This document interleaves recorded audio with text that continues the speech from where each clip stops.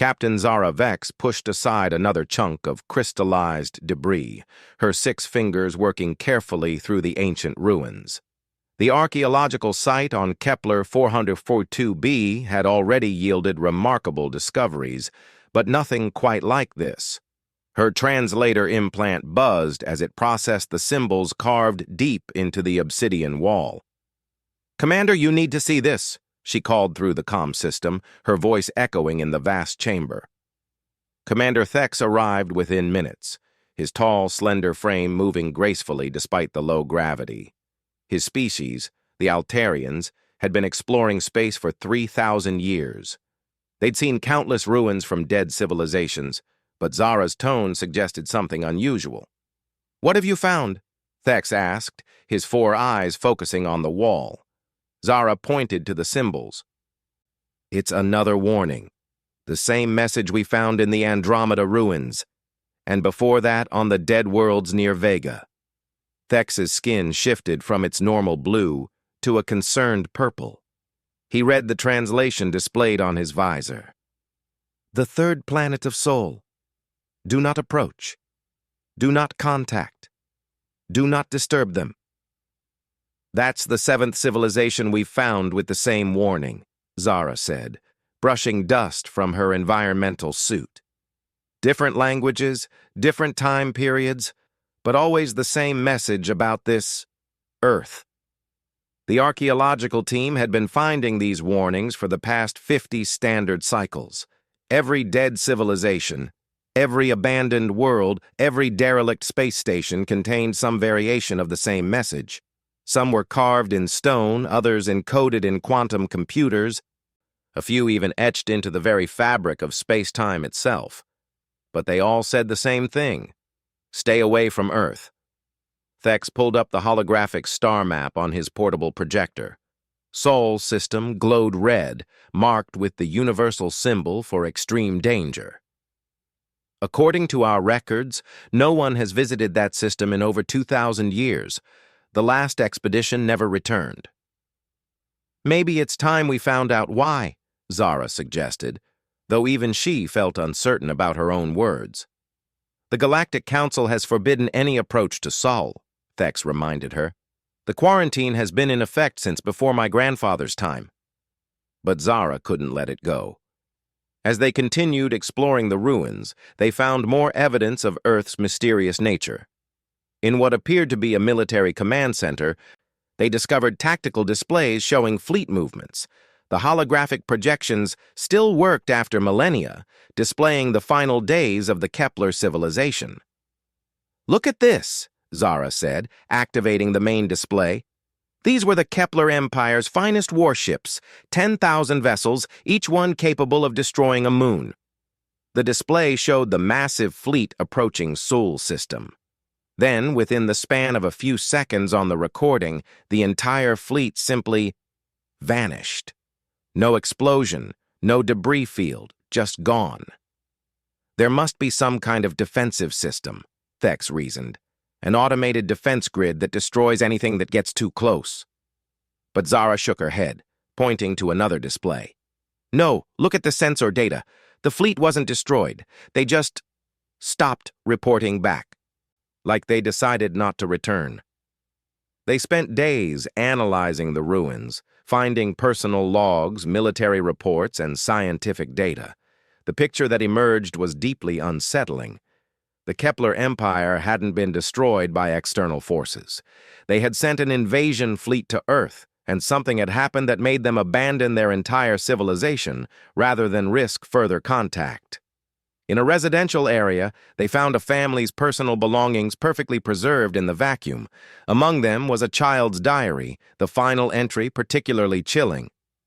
"Father says we're leaving. He came back from the Sol mission different. He won't say what he saw, but he cries when he thinks we're not watching. He says we need to go far away where they can't find us. I asked who they were, but he just looked at Earth's star in the sky and shuddered." "This doesn't make sense," Thex said, reviewing the data for the 100th time. "A primitive world that hasn't even achieved faster-than-light travel. Yet every advanced civilization in the galaxy fears them." Zara discovered the answer, or at least part of it, in the deepest section of the ruins. The chamber was different from the others, built with technology that seemed impossibly advanced even by Kepler standards. At its center sat a memory crystal, still glowing with stored energy. "This predates the Kepler civilization by millions of years," Zara said, running her scanner over the crystal. "Someone else left this here for them to find." When they activated the crystal, a holographic figure appeared. It wasn't Kepler, wasn't any species they recognized. The being was ancient, its form constantly shifting as if it existed in multiple dimensions simultaneously. "To those who find this record," the figure spoke, its voice resonating directly in their minds, "know that we were once like you. We ruled 10,000 worlds, commanded the forces of stars themselves, thought ourselves masters of the universe. Then we found Earth." The hologram flickered, showing images of a blue-green world orbiting a yellow star. It looked peaceful, almost primitive, with no visible signs of advanced technology. "We thought them primitive, easy to conquer. Their cities were small, their weapons simple, their space program barely reaching their own moon. We sent ambassadors first, as was our way. They returned, changed. They spoke of horrors beyond imagination, of a species that had looked into the abyss and made it blink first." The images shifted, showing human beings for the first time. Bipedal, relatively small, with no natural weapons or armor. They looked almost laughably vulnerable compared to the dozens of predator species that dominated the galaxy. "We didn't listen to the ambassador's warnings. We sent our fleet 5 million ships strong to bring Earth into our empire. What happened next? There are no words in any language to describe it." The hologram showed the massive fleet entering Earth's solar system. As they approached the third planet, something began to happen. The ships didn't explode or disappear. Instead, they began to turn on each other. "They got into our minds," the ancient being continued, its form writhing in what might have been remembered pain. "Not with technology, not with psychic powers, but with something far worse. They showed us ourselves. They held up a mirror to our civilization, and we saw what we truly were. The horrors we had committed, the species we had enslaved, the worlds we had destroyed in the name of progress." Zara felt her breathing quicken as the hologram continued. Even through the recording, even across millions of years, she could feel the terror in the being's words. "But that wasn't the worst part. The worst part was that they forgave us. These humans, these primitive beings we had come to conquer, they looked at our empire built on suffering and said, 'We understand. We've been there too.' They told us of their own history, their wars, their genocides, their cruelties, and then they showed us what they had become." The hologram shifted again, showing scenes that defied explanation. Humans working together, creating art, exploring their world, caring for their young. It looked mundane, even boring compared to the grand spectacles of galactic civilization. They had looked into the darkness of their own nature and chosen to be better.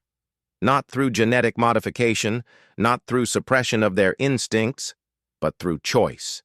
Every day, every moment, choosing to be more than their base nature.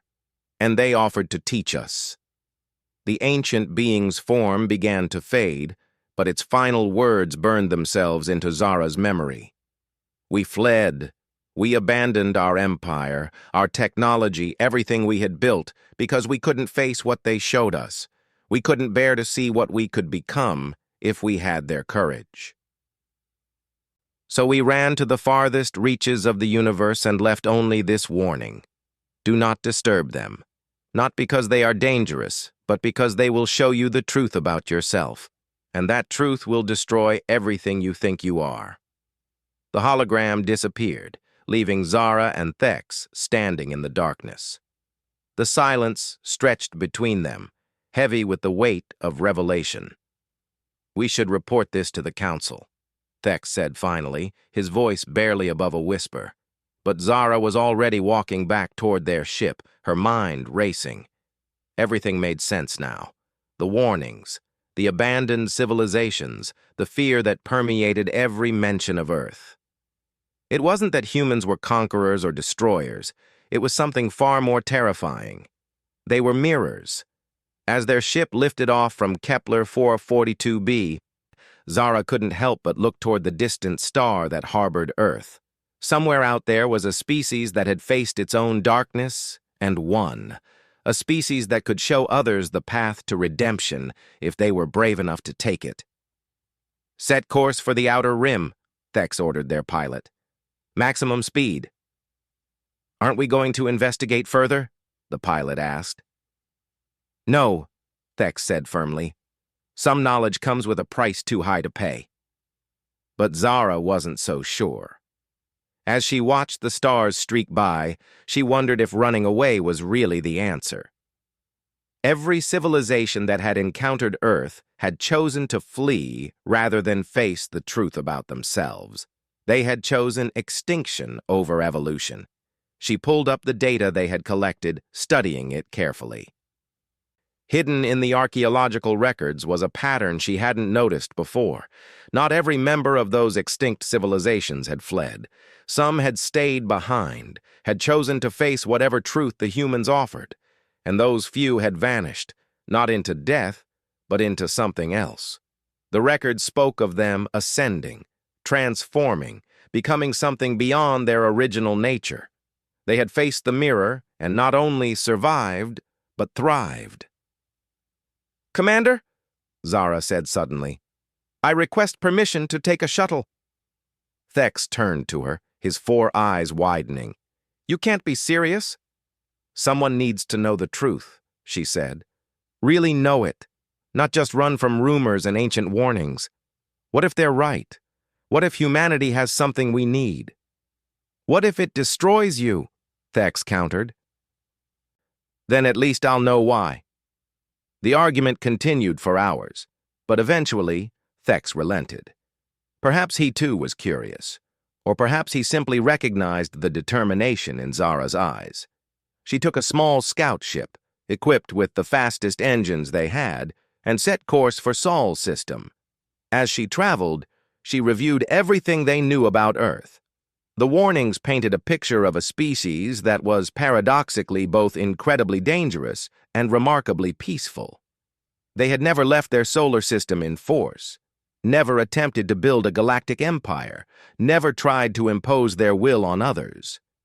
They simply existed, and that existence was enough to terrify civilizations that spanned galaxies.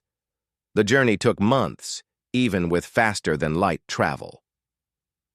As she approached Sol's system, Zara's instruments began picking up strange readings. Not technology exactly, but something else. Patterns in the cosmic background radiation that seemed almost like communication. She dropped out of hyperspace at the edge of the system, immediately noticing how quiet it was. No defensive platforms, no warning beacons, no signs of advanced technology at all. Just a small system with a yellow star and 9 planets orbiting peacefully. Earth itself looked exactly as the ancient recordings had shown. Blue oceans, green and brown continents, white clouds swirling in the atmosphere. Cities were visible on the night side, glowing with lights, but nothing that suggested a civilization capable of terrifying galactic empires. Zara took a deep breath and activated her communication system, broadcasting on all frequencies. This is Captain Zara Vex of the Galactic Archaeological Survey. I come in peace, seeking knowledge and understanding. The response came immediately, not through her communication system, but directly into her mind. The voice was warm, almost amused, and utterly human. Hello, Zara. We've been waiting for someone brave enough to actually talk to us instead of running away. Welcome to Earth. Would you like to come down for tea? And in that moment, Zara understood why everyone fled. It wasn't the voice itself. or the casual demonstration of power that allowed them to communicate directly with her mind. It was the genuine warmth, the sincere welcome, the complete lack of threat or posturing. They weren't trying to intimidate her or impress her. They were simply being kind. For a species raised in a galaxy where power was everything, where civilizations rose and fell based on their ability to dominate others, simple kindness was the most alien thing imaginable. Zara's hand hovered over the hyperspace controls. She could flee now, add her own warning to the countless others, and preserve her understanding of how the universe worked. Or she could accept their invitation and risk everything she believed about herself and her place in the cosmos. The choice, she realized, was exactly what made humans so terrifying. They didn't force you to confront your nature. They simply gave you the opportunity to choose who you wanted to be. And that choice, more than any weapon or technology, had the power to destroy civilizations. Zara's scout ship descended through Earth's atmosphere, her sensors recording everything. The planet's defenses, if they existed, made no move to stop her. She landed in a field of gold wheat, the grain bending gently under her ship's repulsors. A small group of humans waited nearby, dressed in simple clothes. No armor, no weapons, no protective gear. Just 5 people standing in a field, waving as if greeting an old friend rather than an alien visitor. Zara checked her environmental readings 3 times. The atmosphere was compatible with her physiology, though she kept her suit sealed as a precaution. She stepped out of her ship, her 6-fingered hands trembling slightly. "Captain Vex!" called out one of the humans, a middle-aged woman with graying hair. "I'm Dr. Sarah Chen. We're so glad you decided to visit. How was your journey?" The casualness of the greeting threw Zara off balance. She had expected something else. Ceremony, perhaps. Threats, possibly. Not this warm welcome that felt like arriving at a family gathering. It was long, Zara managed, her translator working to convey her meaning. "You knew I was coming?" "We keep an eye on our neighborhood," Sarah said with a smile. "We've been tracking your approach for weeks. Would you like to remove your suit?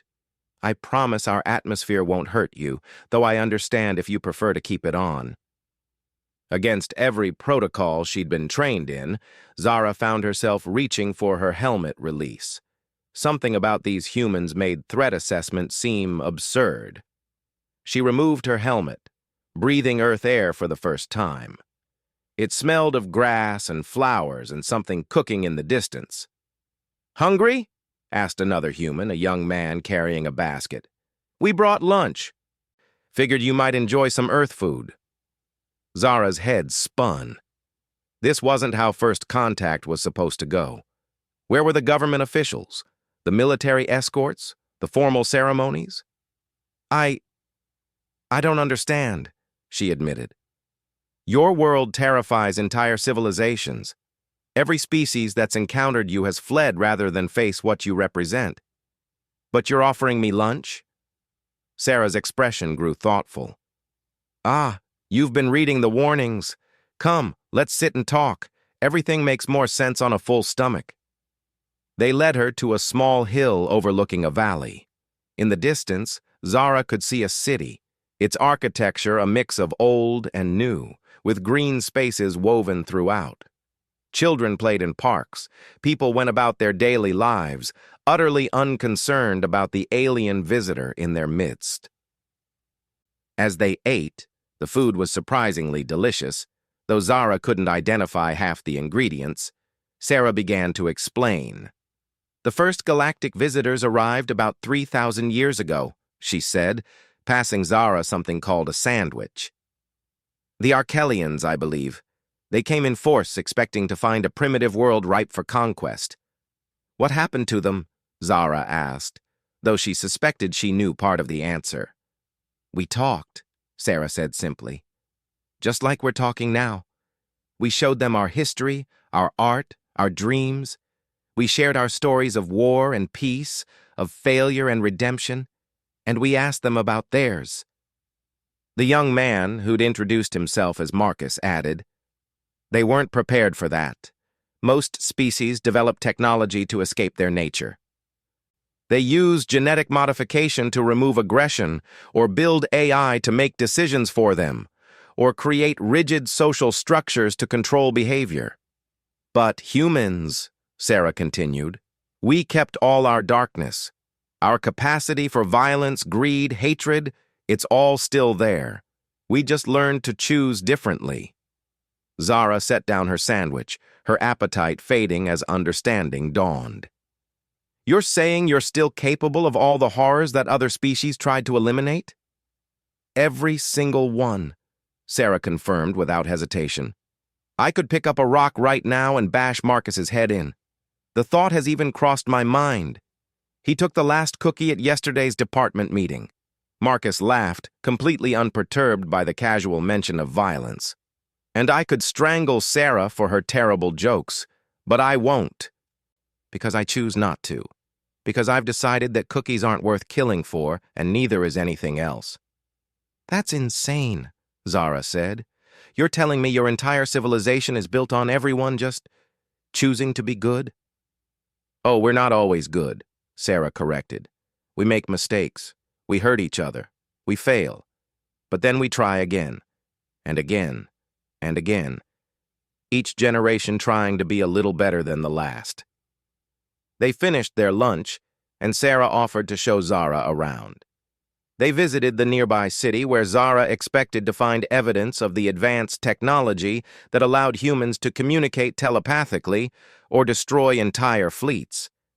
Instead, she found schools and hospitals, markets and museums, parks and theaters. "Where are your weapons?" she asked as they walked through a bustling market. "Your defensive systems? Why would we need them?" Marcus asked. "No one attacks Earth anymore." "Because they're terrified of you." "No," Sarah said gently. "They're terrified of themselves. We just help them see it." They took Zara to a museum dedicated to human history. She walked through exhibits showing humanity's darkest moments: wars, genocides, environmental destruction, oppression. Nothing was hidden. Nothing was sanitized. Every horror was displayed honestly, without excuse or justification. "This is what the Arkelians saw," Zara whispered, staring at images of nuclear devastation. "This is why they fled." "Keep walking," Sarah encouraged. The next exhibits showed humanity's response to its own darkness, not through elimination of the capacity for evil, but through education, cooperation, and constant vigilance against their own worst impulses. Stories of reconciliation after genocide, of enemies becoming friends, of entire societies choosing to change. "We showed the Arkelians this too," Sarah said. "We showed them that redemption was possible, that they didn't have to be defined by their worst moments." "And they ran," Zara said, beginning to understand. "Because accepting that would mean admitting they had chosen their path, that every cruelty, every conquest, was a choice they could have made differently."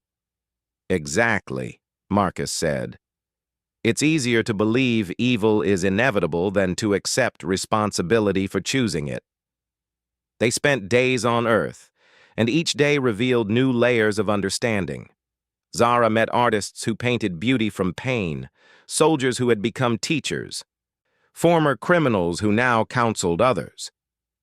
Everyone she met carried their darkness openly, acknowledging it without letting it control them. On her 5th day, they took her to meet someone special. In a small apartment in the city lived an old man named David Kim, one of the last people alive who had met the Arkelian delegation. "I was just a kid," David said, his voice weathered by age. "My grandfather was part of the welcoming committee. The Arkelians were magnificent. 3 meters tall, covered in natural armor, bred for war. They looked at us like we were insects." "What changed their minds?" Zara asked. David smiled. "My grandfather invited their leader to dinner. Just a simple meal with the family. The Arkelians sat at our little table watching us argue about politics, laugh at bad jokes, help each other with homework. And then my little sister, she must have been 5, she offered him her dessert because he looked sad. The old man's eyes grew distant with memory. I'll never forget his face, this warrior who had conquered worlds, brought to tears by a child's kindness. He asked my sister why she would share with a stranger who had come to conquer her world. What did she say? She said, "Because you look like you need a friend." And that broke him. He realized that if a 5-year-old human could see past threat to the being underneath, could choose kindness over fear, then what excuse did he have? Zara felt something crack inside her own chest. A wall she hadn't even known was there, built from years of accepting that civilization succeeded through strength and dominance. The telepathic communication, she said suddenly. How do you do it? Sarah laughed. We don't. You do. When you're ready to really communicate, to share not just words but understanding, the barriers come down naturally. We just create the space for it to happen. That evening, they took Zara to witness something they called a truth circle. A group of humans sat together, sharing their struggles, their failures, their moments of darkness. No judgment, no solutions offered unless asked for, just witnessing each other's truth. I yelled at my daughter yesterday, one woman admitted. She broke my favorite vase and I screamed at her. I saw her face crumble, and I knew I was wrong, but I couldn't stop myself. I cheated on my taxes, a man confessed. Not much, but enough. I told myself everyone does it, but that's just an excuse. I walked past a homeless person today, another added. I had money in my pocket, but I pretended not to see them. Small cruelties, minor failures, the kind of everyday darkness that most species would hide or eliminate. But here they were acknowledged, examined, learned from. Tomorrow, I'll apologize to my daughter properly, the first woman said, and we'll talk about how to handle anger better. Both of us. I'm going to file an amended return, the man decided. Pay what I owe. I'm going back tomorrow with food and blankets, the third person promised, and I'll actually see them this time. Zara watched this simple gathering and finally understood why civilizations fled. It wasn't fear of human weapons or technology. It was fear of this, the simple, terrifying act of acknowledging what you are and choosing to be better. Your turn, Sarah said gently. If you're comfortable. Zara felt her throat tighten. Share her darkness with these aliens? Admit to failures that her culture demanded she hide? But looking around the circle, seeing no judgment in their faces, only patient acceptance, she found herself speaking. I've killed, she said, the words feeling strange in this peaceful setting. In the name of science, of exploration. We found a primitive species on Kepler 442b, barely sentient. They were in the way of our dig site. I gave the order to relocate them. 17 died in the process. I filed a report saying they were already dead when we arrived. The silence that followed wasn't condemning. It was simply space for truth to exist. How do you feel about that? Sarah asked. Zara's voice broke. I think about them sometimes. Wonder if they had families, names, dreams. I tell myself it was necessary, but it wasn't. It was just easier. And now? Now I can't pretend anymore. I chose convenience over life.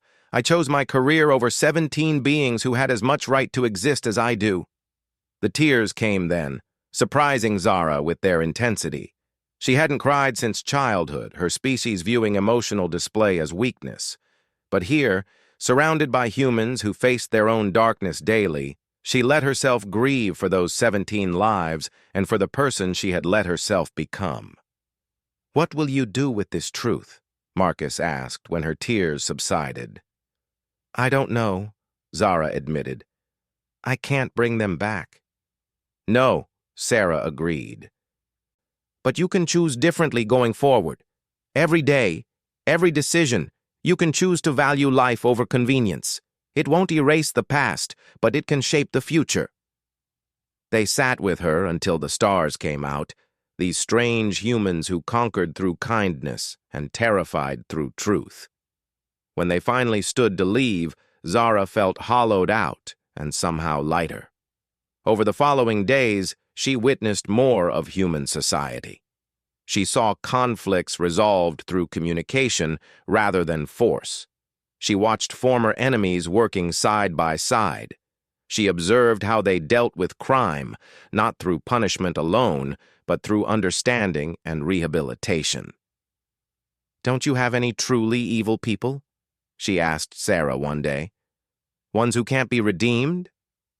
"A few," Sarah admitted. "Those whose brains are damaged beyond repair. Who genuinely cannot choose differently. We keep them safe and comfortable, away from those they might harm. But they're incredibly rare. Most evil is just pain dressed up in different clothes." Zara thought of the tyrants and conquerors of her own galaxy, the ones everyone assumed were inherently evil. What if they too were just pain dressed differently? What if redemption was possible for more than anyone dared believe? "I need to show you something," Sarah said on Zara's 10th day. They traveled to a remote location, a valley hidden in mountains. There, Zara saw something that made her sensors go haywire. Ships. Dozens of them, from different species, different eras. All maintained, all functional, but clearly having been there for years, even centuries. "These belong to those who stayed," Sarah explained. "The ones who didn't run. From every civilization that found us, a few chose to remain and learn." "Where are they?" Zara asked, scanning for life signs. "Living," Marcus said. "They went back to their worlds eventually, not to conquer or preach, just to live differently, to show by example that another way was possible." "And their civilizations?" "Some listened, some didn't. Change takes time, and it can't be forced. But every being who chooses differently creates ripples. Small at first, but ripples have a way of becoming waves." Zara walked among the ships, reading the names and registrations. Scientists, warriors, merchants, priests, beings from every walk of life who had faced the human mirror and chosen transformation over flight. "Why don't you leave Earth?" she asked suddenly. "With all you've learned, all you could teach, why stay on one world?" Sarah and Marcus exchanged glances, and for the first time Zara saw sadness in their eyes. "Because we're not ready," Sarah said. "We've learned to manage our darkness here, in this environment, with these supports. But put us out there, with the power to shape galaxies. We know what we're capable of. We've seen it in our history. Until we're certain, absolutely certain, that we can hold power without being corrupted by it, we stay here." "You're quarantining yourselves," Zara realized, "not the other way around." "The warnings on those dead worlds aren't to protect others from us," Marcus confirmed. "They're to protect us from ourselves. Every time a fleet comes to conquer, we're tempted. It would be so easy to turn their weapons back on them, to build an empire of our own. But we choose not to. Each time, we choose not to. And maybe someday, when we've chosen peace enough times, we'll trust ourselves to leave." That night, Zara made her decision. She called her ship, sending a message to Commander Thex and the Galactic Council. She told them the truth, not about humanity's power, but about their choice. She shared what she had learned, what she had seen, what she had felt. The response was immediate and predictable. Orders to return immediately. Warnings about contamination. Threats of exile if she didn't leave Earth at once. "You could stay," Sarah offered. "Learn more. When you're ready, go back and show them what's possible." "Or you could leave and pretend this never happened," Marcus added. "No one would blame you." The truth is hard to bear. Zara looked at these two humans who had shown her more in 10 days than she had learned in a lifetime of exploration. She thought of the 17 beings she had killed, of the civilizations living in fear, of the lies that kept the galaxy in chains. "I'll stay a little longer," she decided. "There's more I need to understand." Sarah smiled.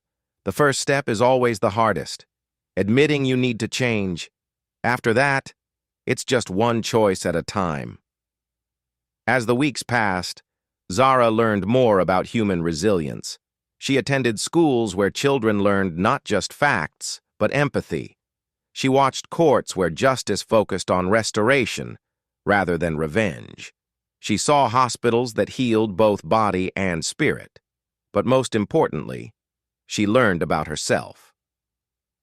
In conversations with humans, she discovered fears she hadn't known she carried, prejudices she hadn't recognized, pain she had buried under professional success.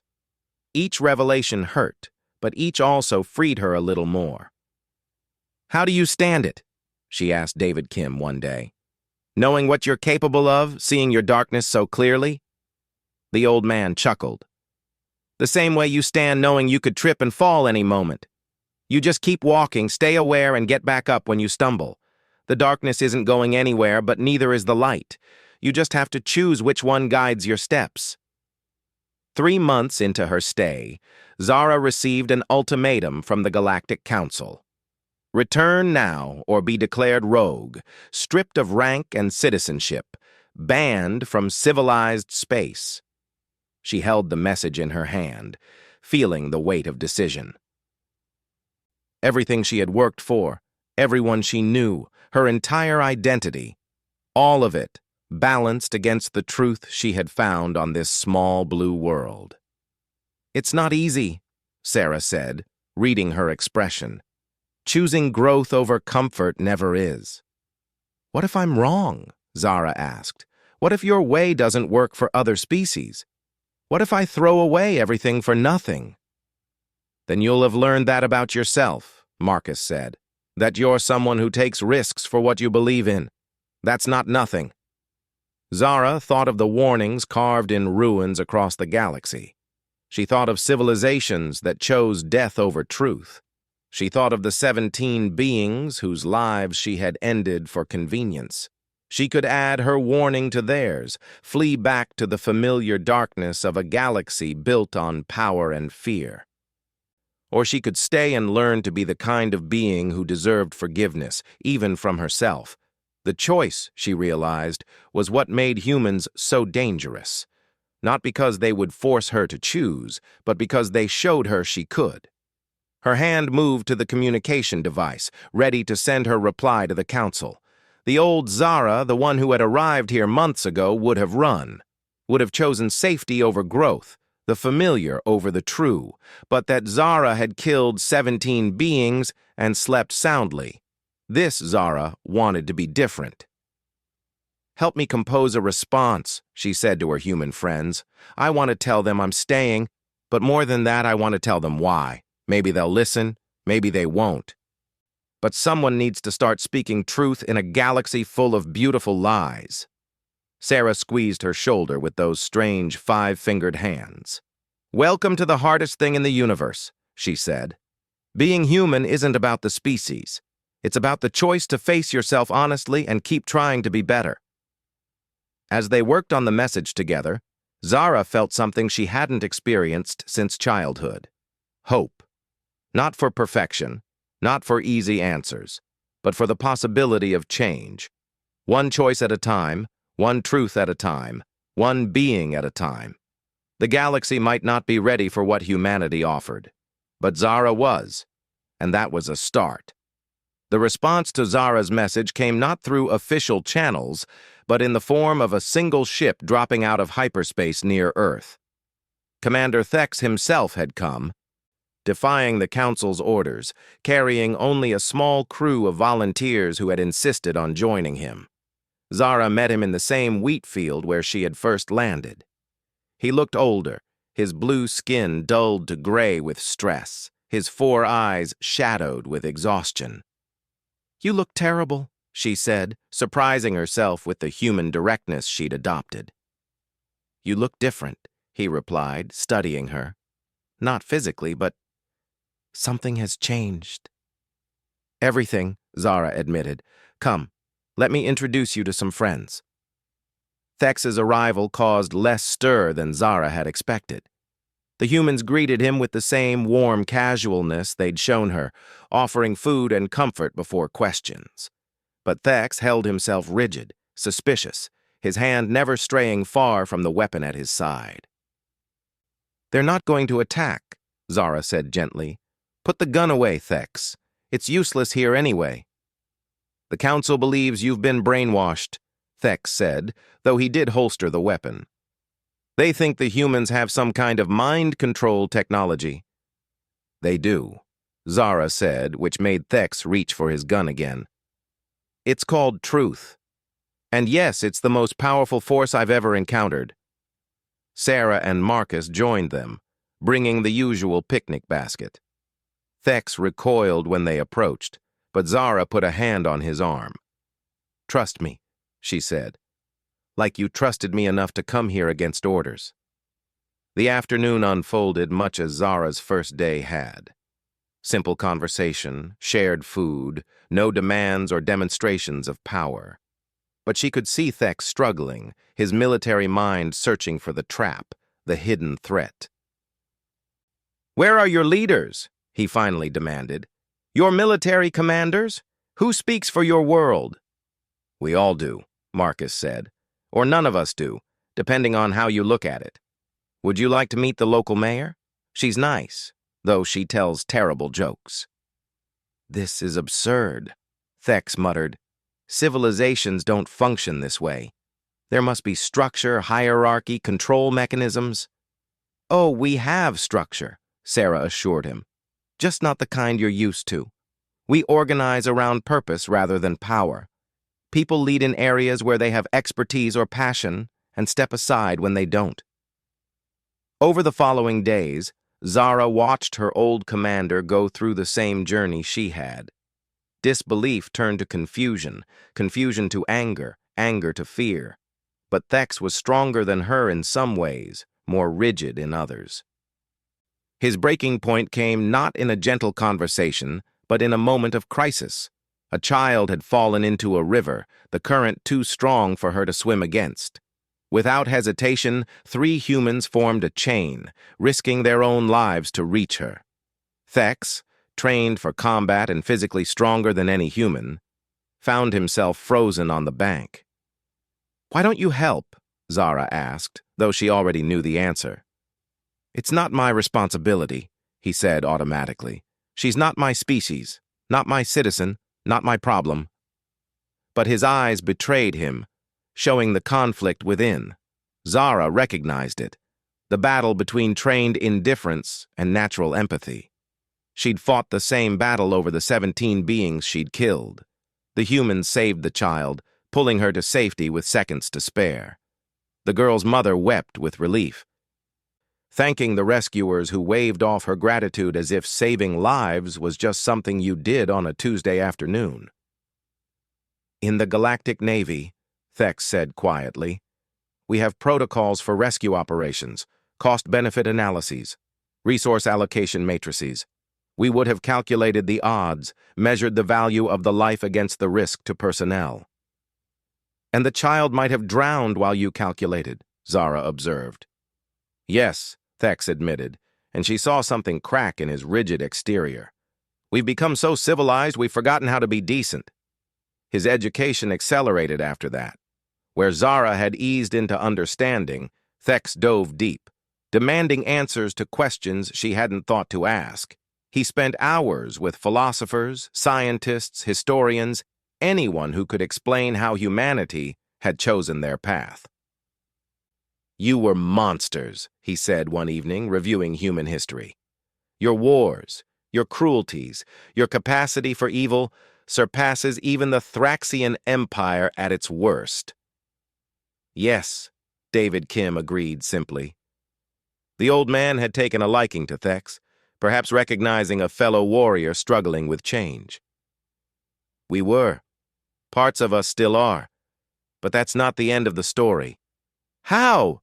Thex demanded. "How did you change?" "We didn't," David said. Not in the way you mean. We didn't eliminate our monstrous capabilities. We learned to choose differently. Every day, billions of individual choices not to be monsters. Thex's crew, meanwhile, had their own journeys. His pilot, a young Altarian named Voss, fell in love with human music.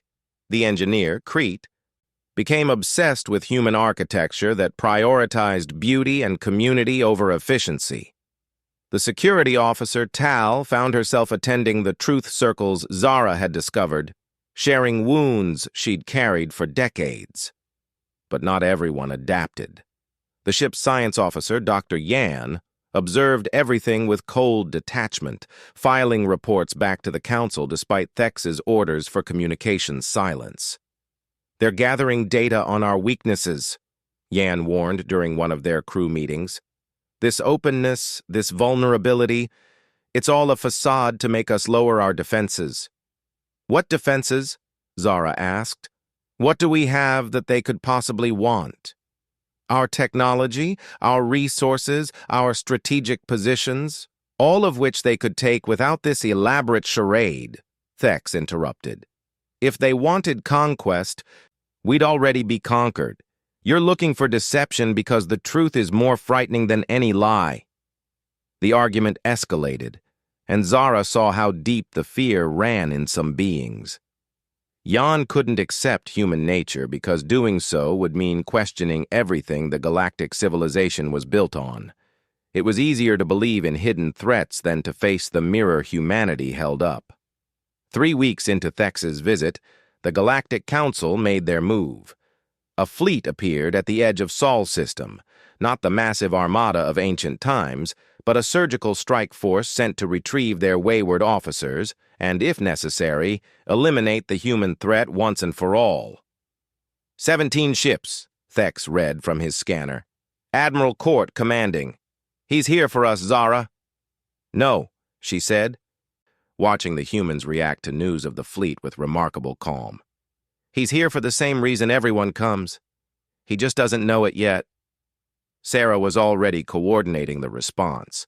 Not military deployment or defensive preparations, but what humans called a welcome committee. Artists prepared exhibitions, musicians tuned instruments, cooks began preparing meals, and ordinary citizens volunteered to be hosts. "You're going to fight them with dinner parties?" Yan scoffed. "We're going to welcome them as guests," Marcus corrected. "Fighting would just confirm their fears, but hospitality? That's harder to resist." Admiral Court's demands were predictable: immediate surrender of all personnel, submission to council authority, and a full report on human capabilities.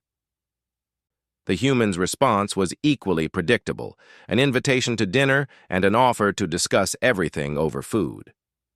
"This is ridiculous," Court's voice crackled over the comm. "You face the combined might of the Galactic Council, and you offer refreshments?" "We offer understanding," Sarah replied calmly. "Your ships are welcome in our orbit. Your weapons are unnecessary but not forbidden. Come as conquerors if you must, but know that you'll be received as guests." The standoff lasted 3 days. Court's fleet held position, weapons powered but not aimed, while Earth continued its normal routine below.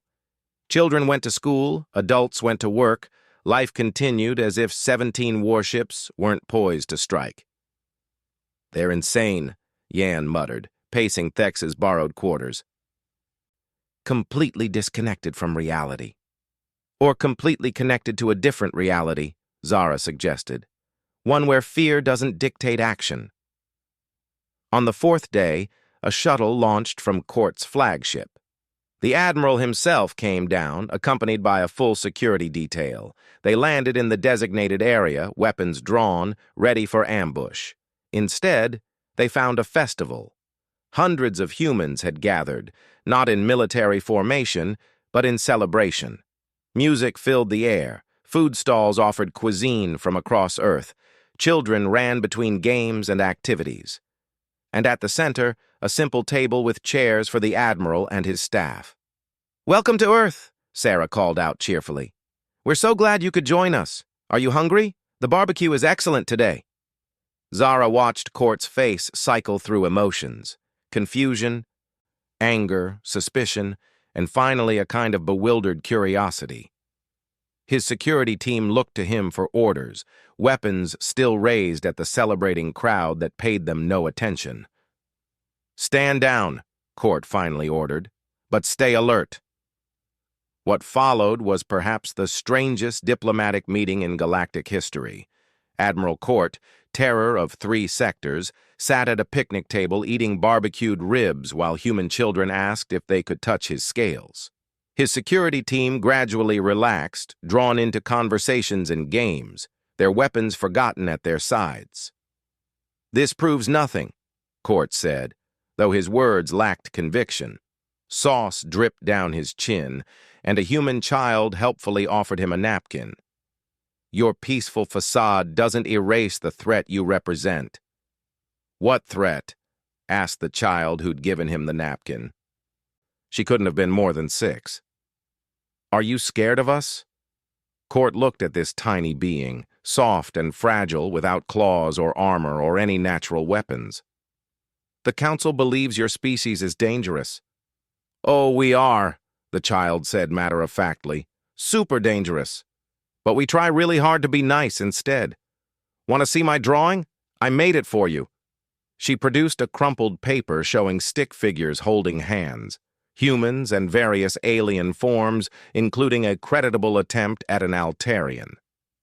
"That's you," she pointed at one figure. "And that's me. We're friends now." Court stared at the drawing, and Zara saw the exact moment his worldview cracked. This child, with complete awareness of her species' dangerous nature, had chosen to draw friendship instead. The innocence wasn't ignorance, it was choice. Over the following days, Court and his crew experienced what Zara had come to call the human treatment. They were shown history without shame, introduced to reformed criminals who spoke openly of their past crimes and current redemption, taken to witness the same truth circles that had broken through Zara's defenses. But the real breakthrough came when Court met Michael Reeves. Michael was a former soldier who had participated in Earth's last major war centuries ago. He spoke quietly of the things he'd done, the lives he'd taken, the nightmares that still visited him. But he also spoke of his choice to become a teacher, to dedicate his life to ensuring future generations understood the cost of violence. "I can't undo what I did," Michael said. "Can't bring back the dead or erase the pain I caused. But I can choose to create more life than I took, more healing than harm. It's not balance.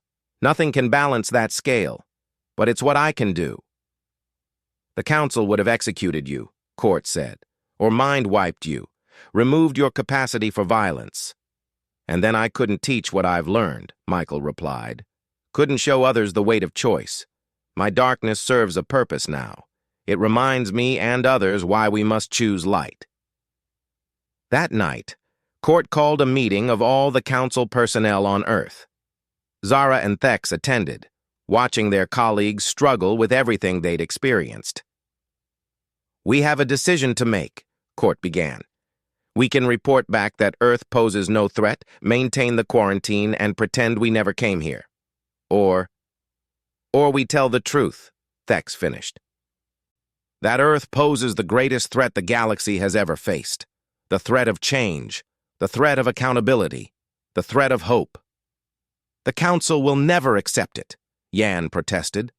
"They'll send a larger fleet, declare us all compromised." "Probably," Court agreed. "But that's their choice.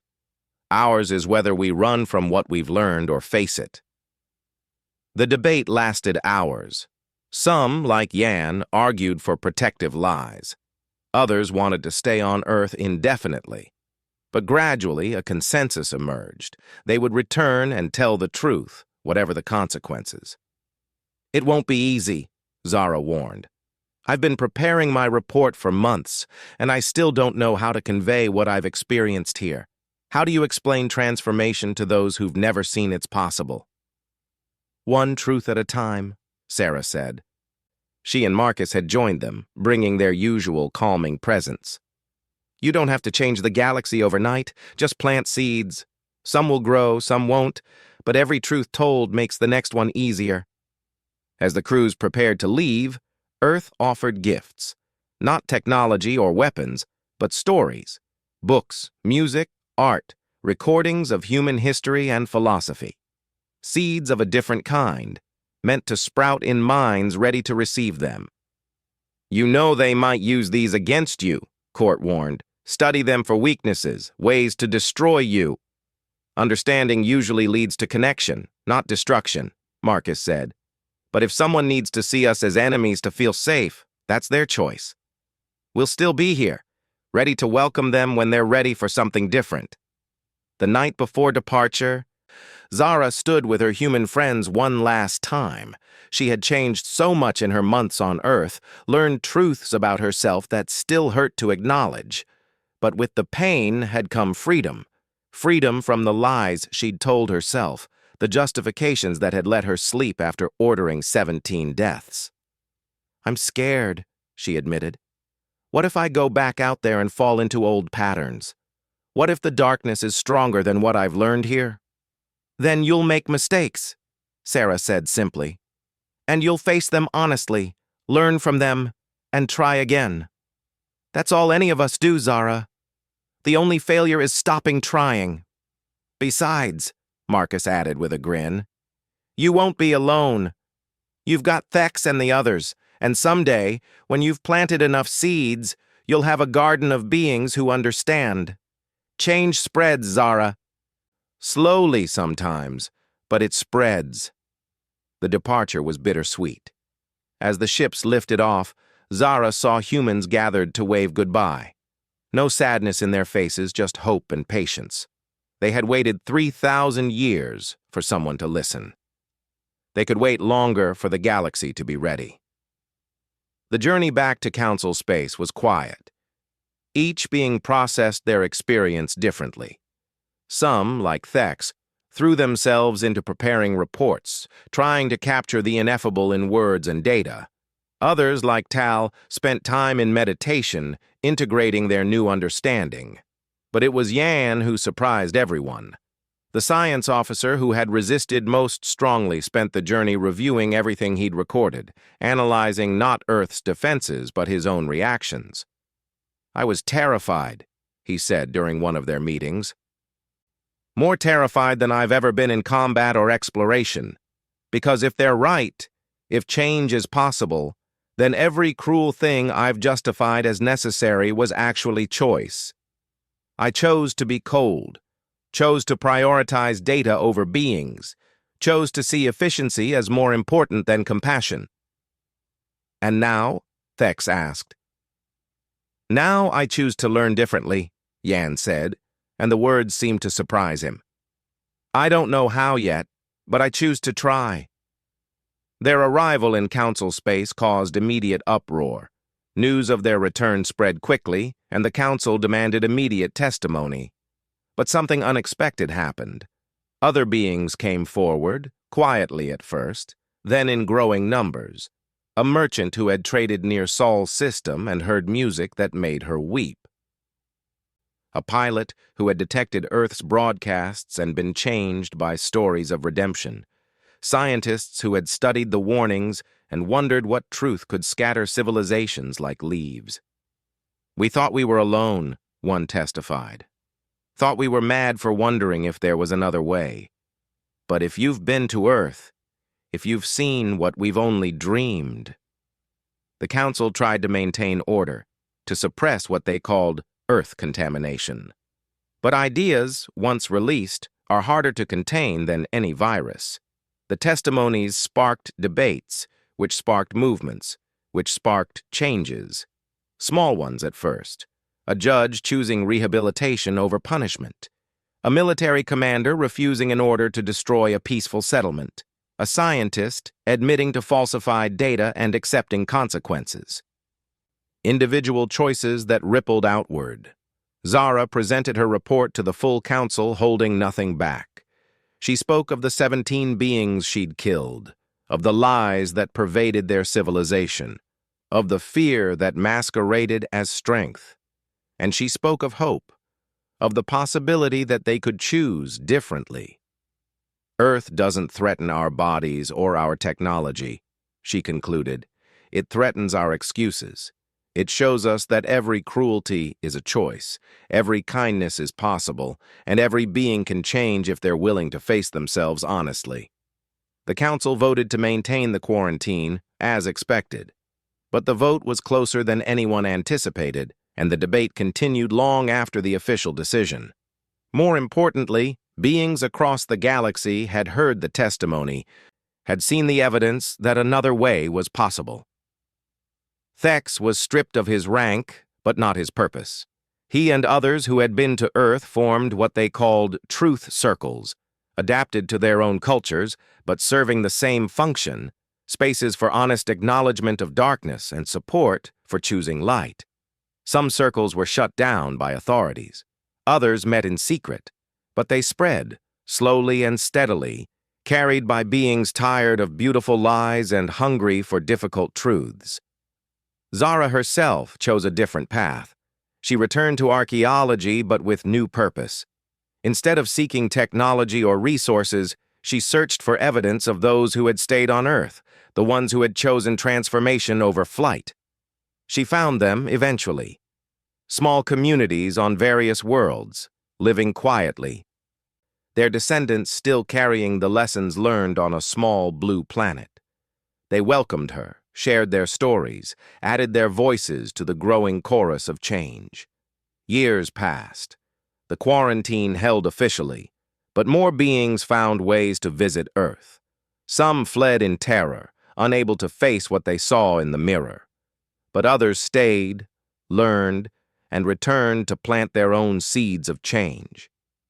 The Galactic Council grew increasingly divided. Hardliners pushed for military action, moderates argued for study, and a growing faction suggested something unprecedented: formal diplomatic relations with Earth. "They'll contaminate our entire civilization," Admiral Court argued during one heated session. He had returned to his position but was changed. Everyone could see it. His arguments against Earth lacked conviction, seemed more duty than belief. "Perhaps our civilization needs contaminating," suggested Counselor Vera, one of the new voices that had emerged. "When avoiding truth requires this much effort, perhaps it's time to question what we're protecting." The debate might have continued indefinitely, but Earth made the decision for them. On the 1000th anniversary of First Contact, they sent a message to the Council. Not a threat or ultimatum, but an invitation. "We've waited," the message said simply. "We've welcomed those who came seeking truth and respected those who chose distance. Now we believe it's time to speak more directly. We invite representatives of all Council species to Earth, not as conquerors or supplicants, but as fellow travelers seeking a better way.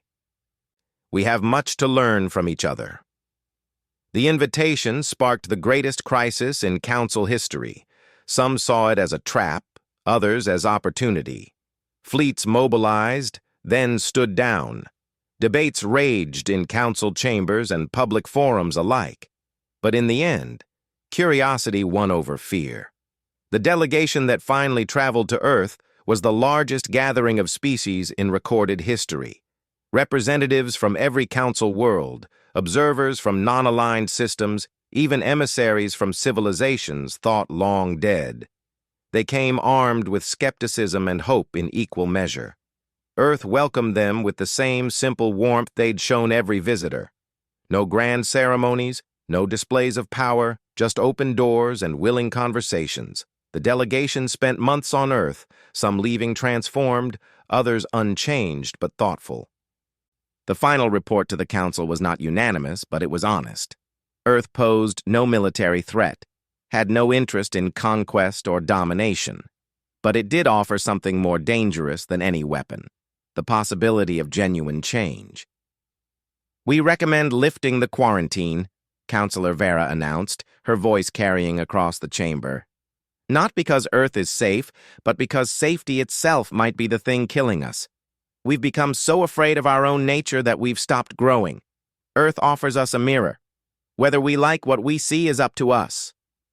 The vote was close, closer than any in Council history. But in the end, by a margin of 1, the quarantine was lifted. The galaxy didn't transform overnight. Change never works that way. But connections were made, exchanges begun, truths shared across species boundaries. Some worlds embraced the challenge, others resisted, but the conversation had started. Zara stood in the same wheat field where her journey had begun, now showing her own delegation of young archaeologists what she'd discovered. They came from different worlds, different species, but united in curiosity about these humans who conquered through kindness. "Are they really as dangerous as the old warnings claimed?" one student asked. "More dangerous than you can imagine," Zara confirmed.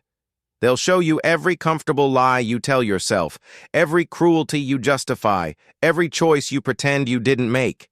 They'll destroy your excuses and leave you with nothing but the truth of who you are." "That sounds terrifying," the student said. "It is," Zara agreed. "But on the other side of that terror is freedom.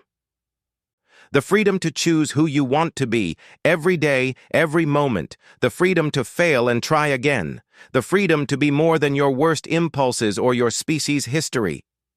She looked at her students, seeing in them the same mixture of fear and hope she'd carried to Earth years ago.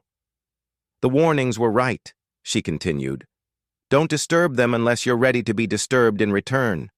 But if you're brave enough to face that disturbance, to look in the mirror they hold up and see both your darkness and your light, then you'll discover what I did." "What's that?" another student asked. "That the most dangerous thing in the universe isn't a weapon or a technology. It's the simple, terrifying, beautiful act of choosing to be better than you were yesterday. And that choice is always available, no matter how far you've fallen or how much darkness you carry." The students absorbed this in silence, some already turning to look at Earth's distant star. Soon, Zara knew some would make their own journeys, face their own mirrors, discover their own truths. The cycle would continue, one being at a time, one choice at a time. Not conquest, but connection.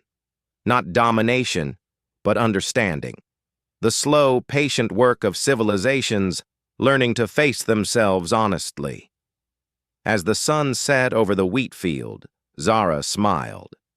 Somewhere in the galaxy, beings were making different choices because of what they'd learned here.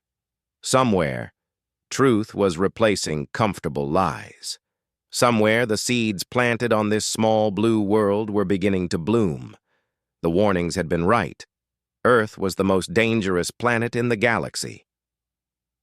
Dangerous to lies, dangerous to excuses, dangerous to the comfortable darkness that civilizations wrapped around themselves. But from that danger came something precious, the possibility of light. And that possibility, Zara knew, was worth any risk.